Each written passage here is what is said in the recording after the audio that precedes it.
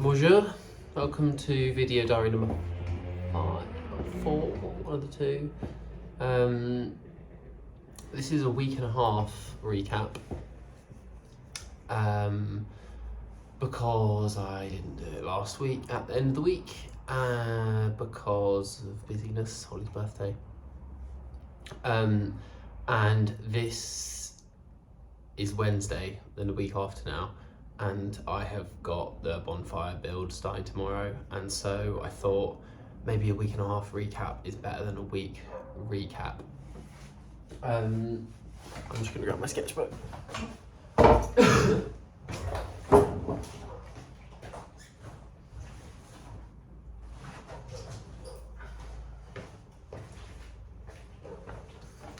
Okay. So last week was sort of felt like I didn't do anything, but I was doing a lot and actually working quite hard. But I think because I've been in the phase of just like continuing on with the production with the standing dead pieces, which are these, with the scorched and cleaved one side, planed on the other side, and with the routed and blackened knots on them. So I have 3 completed, that one, and then you can see over there I've got 2 completed, and so those got all done. And then you can see behind me here I have I thought I had one tall one. Or is that it?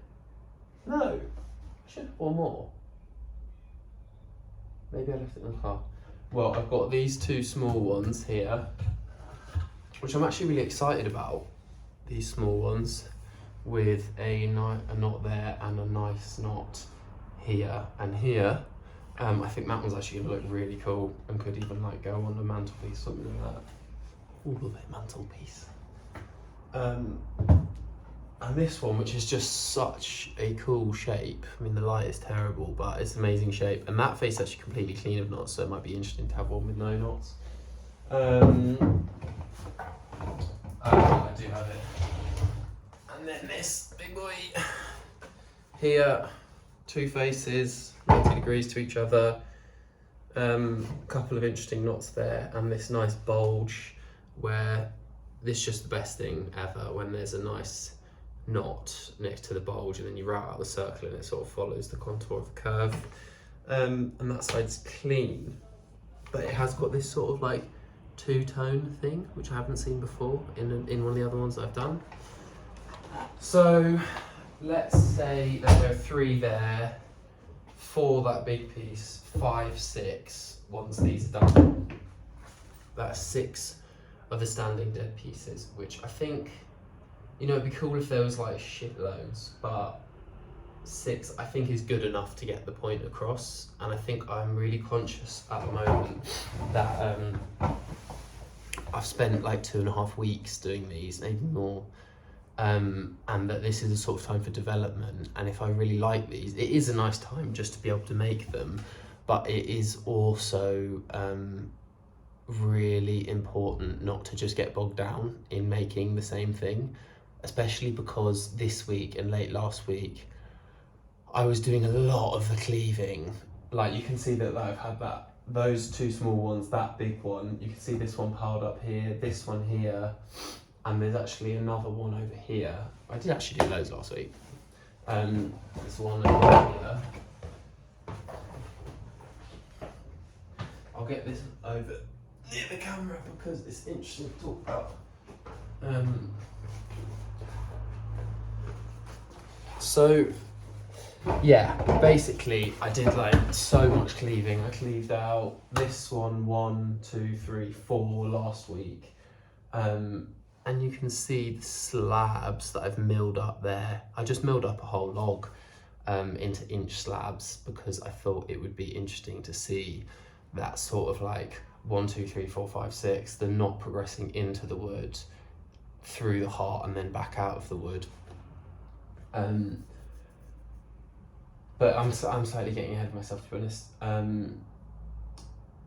Because I think on the Monday last week, or maybe it was even before that, I went to Pete's yard, who was a friend of Mike's from Plashet Wood, who Mike sold a lot of the ash that he felled from the ash dieback sort of felling session that he did at Plashet Wood, and some of the pieces were just incredible. I've got a picture of it here in my sketchbook. I mean, this is, you're not going to be able to really see anything, but you can kind of see something.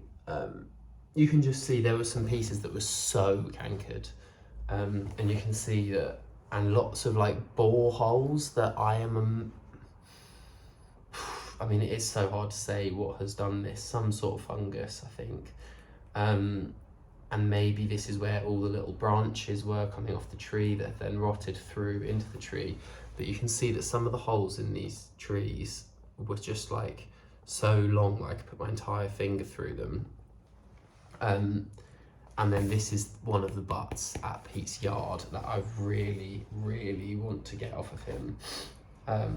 Took some quite cool photos of like being able to see a lot of, this is just like a really nice 4 of photos where you can see really clearly the sort of holes, the entry holes of the knot, sort of branches or where it's just rotted out, and the blackening stain around it, which was just really cool to see that, especially in this one, that this, what my works have been sort of inspired by, like this, is actually sort of happening, and that I haven't just like made it up or crowbarred it in, which is really cool. Moving on, I think what then started to happen was I got this cankered timber from, what is it? Fucking hell. From Pete's yard, and splitting it was really difficult because it was so knotty, so cankered, so burry or burly, that the grain was just not, you know, just totally all over the place. That splitting it was so difficult, really physically tiring,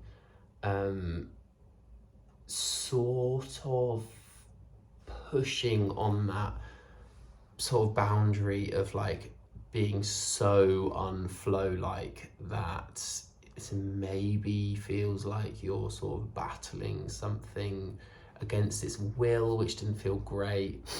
But some of the results were just really amazing. I mean, this piece, amazingly heavy, being one of them. I mean, you can see that the split down this side, just from the way that it's shaped, it's just unbelievably not straight at all. And then on this face, I've got a nice thin planed face of run. And then on this face, I've got a sort of thicker planed face. Oh look, that's quite a good way of seeing it. There, and ow, fucking hell, there. And so this got to the point where there's obviously so much blackening going on in the planed faces that it's not just a knot that I can route out and blacken. It's almost done it for me already. And so I was getting to this point where I was like, am I gonna route out all of it and sort of get rid of the most interesting thing, which is like that natural pattern? And on these pieces, the other pieces, the standing dead pieces over here, like the knot was just a knot, and so it wasn't so visually interesting that I think me routing it out and blackening it made it more visually interesting. But I have a feeling on these that me routing it out is going to make it less interesting. And so I think I sort of came to the realization yesterday or the day before,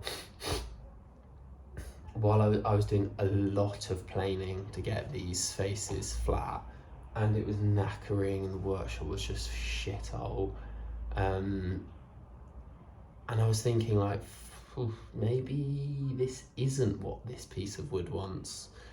And so I think for this big one, or is it over there? Sorry, this big one underneath here, there is one, the back face is completely clear, and then the front face has got quite a lot of knottiness on it. And so I think for that one, I'm gonna do something like this, which, you know, I'm sure has been done before, but I'm still interested in doing it, I think. Where you're sort of stepping it in the same way as the slabbed pieces over here,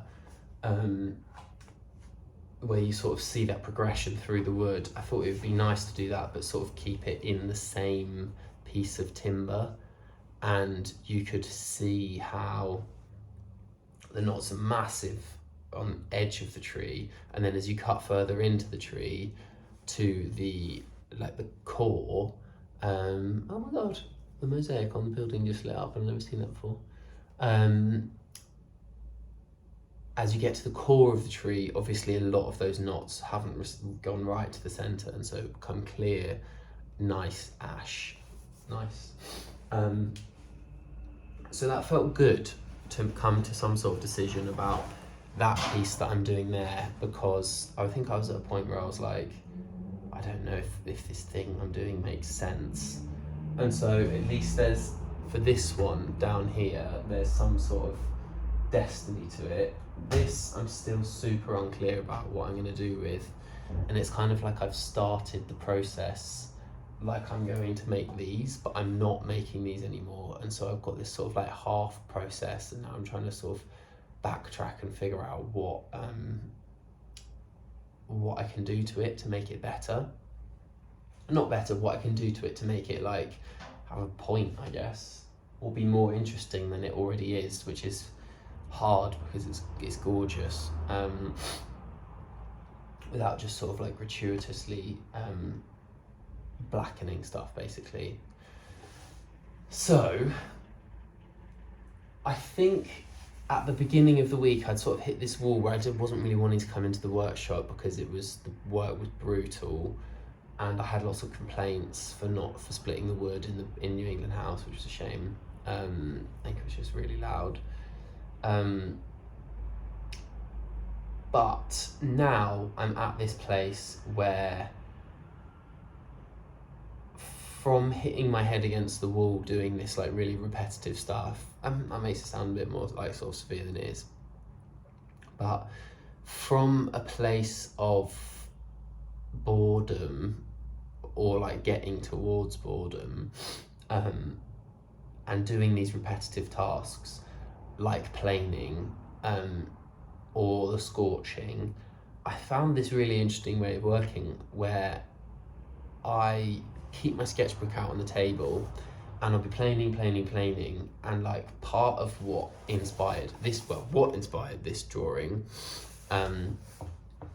was, as I was planing, you're planing your way through the timber, and you're sort of revealing these layers, but obviously once you planed it off, it's gone and it's just chip, and that is a real shame. And I was like, oh, it'd be so cool to be able to see in a way this kind of progression of this piece of wood, and what happens through it, and so I'm actually excited by that. And I think even talking about it right now, I've had another idea that I might just quickly jot.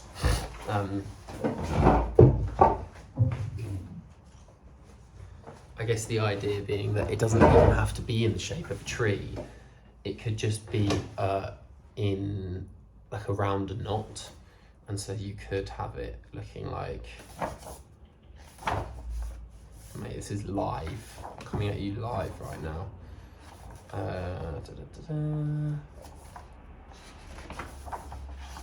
Let's try and do a live drawing on camera. So say if your piece of wood looks like this, and you got a massive fucking deep knot here, you could cut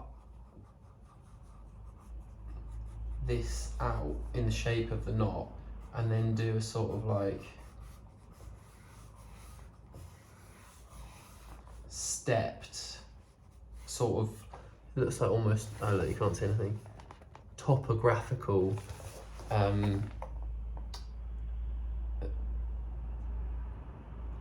routed out layers, and so it becomes a bit less obvious like a tree. That's quite fun.